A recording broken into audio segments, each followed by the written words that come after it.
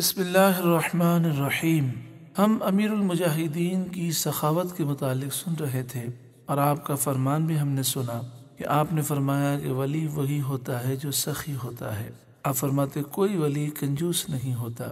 الترغیب و ترہیب میں ہے، نبی کریم صلی اللہ علیہ وآلہ وسلم نے ارشاد فرمایا، اللہ تعالیٰ نے جبریل امین کو حضرت ابراہیم علیہ السلام کی طرف بھیجا اور فرمایا، اے ابراہیم، کیا آپ جانتے ہیں میں نے آپ کو اپنا خلیل کیوں بنایا؟ میں نے مومن بندوں کے دلوں کو دیکھا تو کسی دل کو آپ کے دل سے زیادہ سخی نہ پایا۔ یعنی ابراہیم علیہ السلام کو جو یہ عظیم منصب ملا اور یہ عظیم شان ملی وہ اس وجہ سے کہ آپ کا دل سب سے زیادہ سخی تھا۔ میں عرض کر رہا تھا پچھلی کلپ میں نے عرض کیا تھا کہ آپ امیر المجاہدین کی سخاوت کے متعلق سنیں گے تو آپ کو تعجب ہوگا۔ ایک سید صاحب ہیں، تحریک لبیک یا رسول اللہ پاکستان کے ذمہ دار بھی ہیں۔ انہوں نے بتایا کہ میرے نکاح میں استاد محترم امیر المجاہدین علیہ الرحمہ تشریف لائے، اور یہ بات تو ہر کوئی جانتا ہے کہ استاد محترم امیر المجاہدین علیہ الرحمہ سیدوں کا بہت زیادہ احترام کرتے تھے۔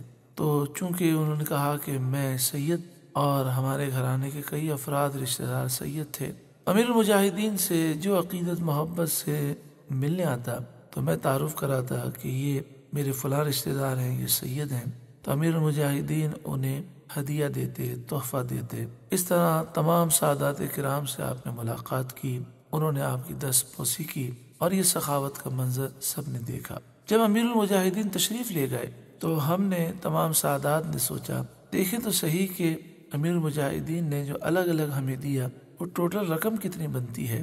تو جب ہم نے اس کو ٹوٹل کیا تو ہم حیران ہو گئے کہ آپ نے اس ایک نشست میں 75,000 روپوں کا نذرانہ دیا ہمیں۔ ایسے سے لوگ ہماری دعوت میں تھے کہ جو امیر المجاہدین سے عقیدت نہیں رکھتے تھے، انہوں نے دور سے منظر دیکھا تو وہ حیران ہو گئے اور وہ کہنے لگے کہ ہم نے زندگی میں کوئی مولوی، مولانا یا پیر ایسا نہیں دیکھا کہ وہ اس طرح نذرانے تقسیم کرتا ہے۔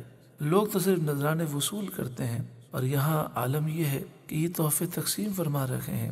امیر المجاہدین جہاں عشق رسول کی خیرات تقسیم فرماتے وہاں سخاوت کے دریا بھی آپ بہا دیتے تھے۔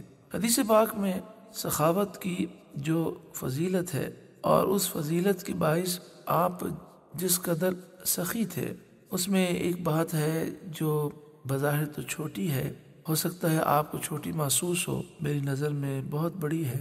امید ہے کہ وہ بات سن کر آپ کو بھی بڑی محسوس ہوگی۔ انشاءاللہ تعالی اگلی کلپ میں ہم وہ حسین انداز سماعت کریں گے۔ آخر میں امیر المجاہدین کا ایک فرمان سماعت فرما لیجئے۔ امیر المجاہدین فرمایا کرتے، اسلام بزدلی کا درس نہیں دیتا، اللہ ہمیں جرأت و بہادری نصیب فرمائے، آمین، صلی اللہ علیہ وآلہ وسلم۔